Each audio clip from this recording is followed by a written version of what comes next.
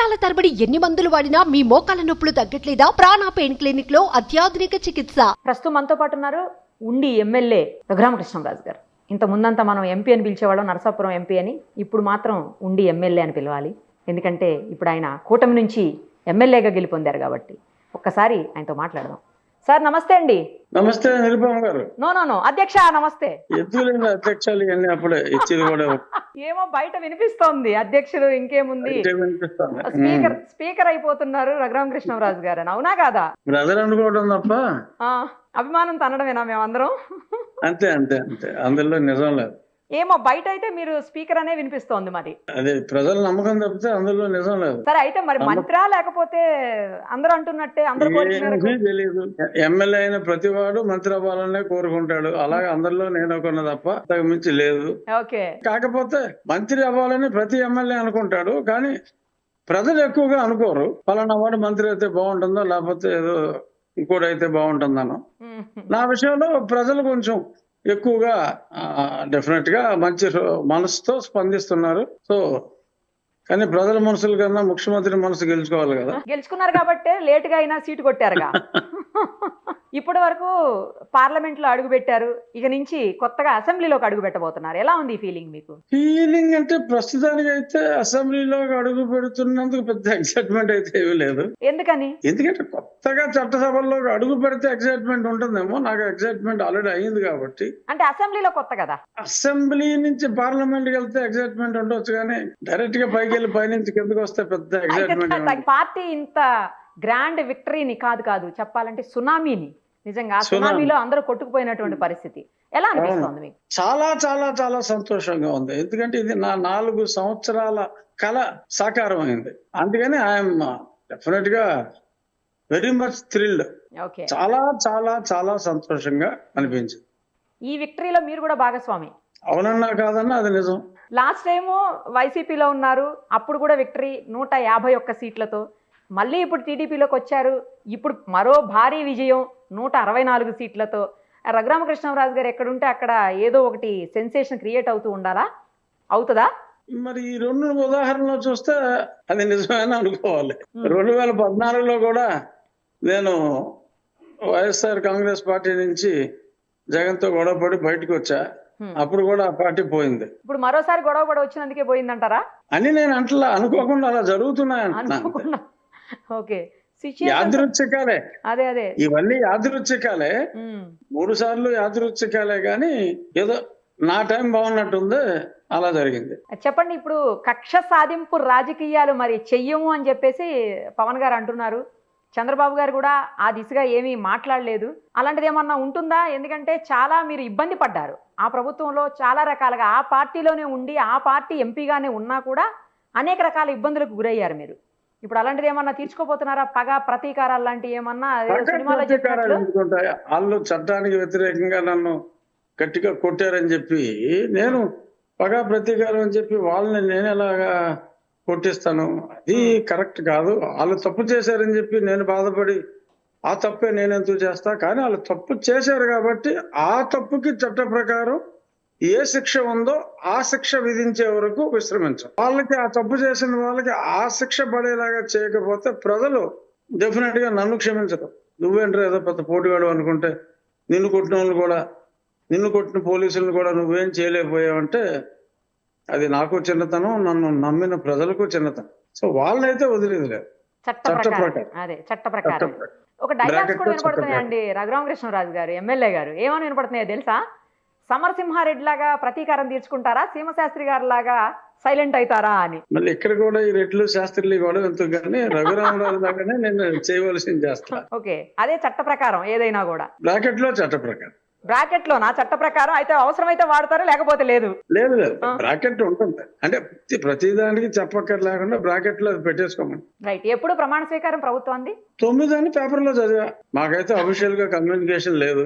ఇప్పుడు ఢిల్లీ ఇంకా మానేస్తారా? కంప్లీట్ గా హైదరాబాద్ లో ఉంటారా, లేకపోతే ఉండి ప్రజలకు అందుబాటులో ఉంటారు? ఇంత ముందంతా మీరు ఎక్కువగా ఢిల్లీలోనే ఉండేవాళ్ళు. ఇప్పుడు అంటే అప్పుడు పరిస్థితులు వేరు, అప్పుడు దుర్మార్గ పాలన. ఇప్పుడు మా పార్టీ అధ్యక్షుడు కాబోయే ముఖ్యమంత్రి వర్యులు ఇప్పుడు మరి ఢిల్లీ ఎన్డీఏ మీటింగ్కి వచ్చారు కాబట్టి నేను ఎయిర్పోర్ట్లో ఇక్కడికి వచ్చి ఉదయం ఎయిర్పోర్ట్ లో ఆయన రిసీవ్ చేసుకోవడం జరిగింది. ఓకే. ఇంకా నా మిత్రులు కొద్దిమంది ఉన్నారు, మిత్రులను కలిసి రేపు మళ్ళీ విజయవాడకి నా తిరుగు ప్రయాణం. నియోజకవర్గంలో అందుబాటులో ఉంటారా లేకపోతే హైదరాబాద్ లో ఉంటారా? మళ్ళీ నియోజకవర్గం ఉండి నియోజకవర్గ ప్రజలకు అందుబాటులో ఉంటాను. హైదరాబాదులో ఉండను. మీరు ఎంత ఎక్స్పెక్ట్ చేశారు? ఇంత ఇంత అనుకున్నారా? అసలు అనుకోకుండా ఇది రీచ్ అవుతున్నారా? అంటే నేను తరచూ నా రెగ్యులర్ రచ్చబండలో కానీ వీటిలో కానీ నేను చెప్పింది 125 least of the least. Yeah. 150 దాటినా ఆశ్చర్యపోని అవసరం లేదు అని అన్నమాట పదే పదే చెప్పా. కానీ 164 అన్నది నేను ఎక్స్పెక్ట్ చేయను. నేను ఎంతసేపు 150 దగ్గరే ఫిక్స్ అయ్యా. 151 ఏదైనా సెంటిమెంటల్ గా క్రాస్ అయితే వచ్చేమో కూడా ఆదర్ మార్గం ఓడించి క్రమంలో అని అనుకున్నాను. కానీ ఈ 164 ఇలాగా 95,000 మెజారిటీలు చాలా మందికి రావటాలు అయితే నేను ఎక్స్పెక్ట్ చేయను. డెఫినెట్ గా నాకైతే ఒక్క కేకేకే తెలుసు అనుకుంటా. అది కేకే గారే కరెక్ట్ గా ఇచ్చారండి, నిజంగానే బ్రహ్మాండంగా ఇచ్చాడు. అసలు ఎగ్జాక్ట్ ఫిగర్స్ ఇచ్చారు. నాకు కూడా తను ప్రీపోల్ చేశాడు, తను సర్వే. ఓ ప్రీపోల్ సర్వే కూడా తను అప్పుడు నా ప్రీపోల్ సర్వే చేసినప్పుడే నాకు అతను నుంచి 34-35 మెజారిటీ ఇవ్వడం జరిగింది. మీకు సీటు కూడా అంటే చాలా కొంచెం లేట్ గా అనౌన్స్ అయింది యాక్చువల్లీ. ఇంకా ముందే ఏంటే ఇంకా చాలా మెజారిటీ వచ్చేదని కూడా కొంతమంది అంటున్నారు. అంటే ఆంధ్రప్రదేశ్ లో జరిగినవన్నీ ఫేస్ టు ఫేస్ ఫైట్లు. నా ఒక్క నియోజకవర్గంలోనే ట్రయాంగిల్ ఫైట్ అయింది. ఎక్స్ ఎమ్మెల్యే తెలుగుదేశం పార్టీలో 2 సార్లు నెగ్గిన ఎమ్మెల్యే గత ఎలక్షన్ లో నా మీద తెలుగుదేశం తరఫున పోటీ చేసి ఓడిపోయిన ఎంపీ అభ్యర్థి ఎమ్మెల్యేగా ఇండిపెండెంట్ గా యువజన శ్రామిక రైతు కాంగ్రెస్ పార్టీ పరిపూర్ణ మద్దతుతో పోటీ చేయడం జరిగింది. సో అంచేత అతనికి కూడా 13,000 ఓట్లు వచ్చింది. అది మా పార్టీ ఓట్లు అయ్యి. బట్ స్టిల్ అదర్వైజ్ 70,000 క్రాస్ అయ్యాడు. మరి సైగ చేసి చెప్తున్నారు పరిపూర్ణ అని, ఏంటది? అవునవును, అంటే మాటల్లో కాకుండా చేతల్లో చెప్పి స్పెషల్ గా చెప్తున్నారు ఏంటి అని అర్థం కాలే. అంటే వైఎస్ఆర్ పార్టీకి ఇవ్వటం చెప్పక్కల్లా, ఏ పార్టీకి ఆ పార్టీ ఇవ్వటం చెప్పక్కల్లా. ఆ పార్టీ అభ్యర్థి ఉండగా ఇంకో పార్టీ అభ్యర్థికి ఇవ్వటం అనేది కొంచెం ఆఫ్ బీట్ కదా, అది దట్స్ నాట్ రొటీన్. ఎంపీగా వెళ్ళుంటే బాగుండేదేమో ఎమ్మెల్యేగా కాకుండా అని ఏమన్నా ఫీలింగ్ ఉందా మీకు? అట్లా ఏం లేదా? ఆ ఫీలింగ్ చాలా రోజులు ఉంది, కానీ ప్రస్తుతం పోయింది. ఎందుకంటే మీరు మొదటి నుంచి కూడా ఎంపీగానే ఎక్కువగా ఢిల్లీకి ఇక్కడికి అన్ని చూస్తూ తిరుగుతూ ఉండేవాళ్ళు కదా ఫస్ట్ నుంచి కూడా. అవును. ఇప్పుడు సడన్ గా మీరు ఉండికి అసెంబ్లీకే పరిమితం అయిపోవాల్సినటువంటి పరిస్థితి. ఇప్పుడు పెద్దగా అవసరం ఉండదు మీకు ఢిల్లీకి వెళ్ళేది. పెద్దగా ఏముండదు, డెఫినెట్ గా ఉండదు. అంటే రాష్ట్రానికి సంబంధించి కేంద్ర మంత్రులను కలవాల్సిన అవసరం డెఫినెట్ గా ఉంటుంది ఇక్కడ నిధులకి. ఎందుకంటే కేంద్రంలో మంత్రులు ఎవరున్నా కనీసం 50% నాకు క్లోజ్ గా నన్ను పేరు పెట్టి పిలిచేవాళ్ళు. నేను కూడా చివరిలో ఒక జీ అని యాడ్ చేసినా నేను కూడా చక్కగా పేరు పెట్టి పిలిచే వాళ్ళే ఉంటాను. Okay okay. అంచేత డెఫినెట్ గా నాకు నా ట్రిప్స్ ఉంటాయి డెఫినెట్. ఇప్పుడు కేంద్రంలో ఎన్డీఏ ప్రభుత్వ ఏర్పాటుకు కూడా చాలా కీలకమైనటువంటి పరిస్థితి ఇక్కడ టీడీపీ అలయన్స్ అనేది. సో ఎలా చూస్తారు దీన్ని, ఎలా ఫీల్ అవుతున్నారు దీనికి? ఏముంది, హ్యాపీ ఫీల్ అవుతున్నాం. డెఫినెట్ గా మన ఎంపీలు ప్రముఖ పాత్ర వహిస్తారు కాబట్టి, మా పార్టీ ప్రముఖ పాత్ర వహిస్తుంది కాబట్టి రాష్ట్రానికి ఎక్కువ మంచి జరిగే అవకాశం చాలా ఎక్కువగా ఉంటుంది. ఓకే. సో అది డెఫినెట్ గా మరి తెలుగు ప్రజల అదృష్టం. జగన్ గారికి ఫలితాలు ఆశ్చర్యం కలిగించాయని, ప్రజల పక్షాన నిలుస్తాం, మాకేమీ పోరాటాలు కొత్త కాదు అని చెప్పేసి ఆయన నిన్న ప్రెస్ మీట్లు అన్నారు. మీ స్పందన ఏంటి? ఏడుస్తూ అన్నాడు. ఒక్క మాటలో చెప్పాలంటే అది ఈ ఫలితం నిజంగానే అంతు చిక్కని ఫలితమా ఇది? అంటే 150 దాకా ఎక్స్పెక్ట్ చేసాం. ఆ పై 15కి మరి జగన్ అంత ఫీల్ అవ్వక్కర్లే. ఎందుకంటే అతను ఎంతసేపు అతను ఒక అబద్ధాన్ని పేపర్లో రాయించుకుని పొద్దున్నే ఆ పేపర్ చదువుకుని అదే నిజం అనుకుని భ్రమలో ఉన్నాడు. నేను ఒకసారి చెప్పా కూడా రచ్చబండలో, అరే సాక్షి పేపర్ చదవడం మానేరా బాబు నువ్వు, నీకు అన్ని నిజాలు తెలుస్తాయని. ఆ సాక్షి పేపర్లో అబద్ధాలు రాసి అది చదువుకుని అదే నిజం అనుకున్నాడు పాపం. కానీ మరీ కనీసం ప్రతిపక్ష పార్టీ హోదా కూడా దక్కనంత స్థాయికి పడిపోతుంది వైసీపీ అని ఎప్పుడన్నా ఎక్స్పెక్ట్ చేశారు? 6 ఎమ్మెల్యేలని 7 ఎమ్మెల్యేలను లాగి ప్రతిపక్ష హోదా కూడా లేకుండా చెయ్యాలి అని చెప్పి అతను ప్రయత్నించాడు. సో దేవుడు పరిశుద్ధ ప్రభు అది పరిగణలోకి తీసుకుని అతనికి శిక్ష విధించాడు. దేవుడి స్క్రిప్ట్ మాకు 151 అని చెప్తా ఉంటారు రెగ్యులర్ గా వాళ్ళు. అదే దేవుడి స్క్రిప్ట్ ఇది. ఏ చంద్రబాబు నాయుడు గారికి ప్రతిపక్ష నాయకుడు హోదా రాకుండా చెయ్యాలి అని ఎమ్మెల్యేలు లాగాడో ఉమ్, ఆ ప్రతిపక్ష హోదా లేకుండా ఆ పైన ఆ భగవంతుడు చేశాడు.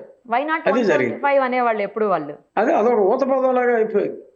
ప్రజాస్వామ్యంలో కూడా అలాంటి ఆలోచన రాకూడదు. ఒక డెమోక్రటిక్ పార్టీని రన్ చేస్తూ ఉమ్, ఇంకొక అపోజిషనే ఉండకూడదు, ఏ ఎమ్మెల్యే నెగ్గకూడదు, నేనే ఉండాలి, అన్ని సీట్లు నేనే ఉండాలి అన్న ఆలోచన రావటమే దరిద్రం.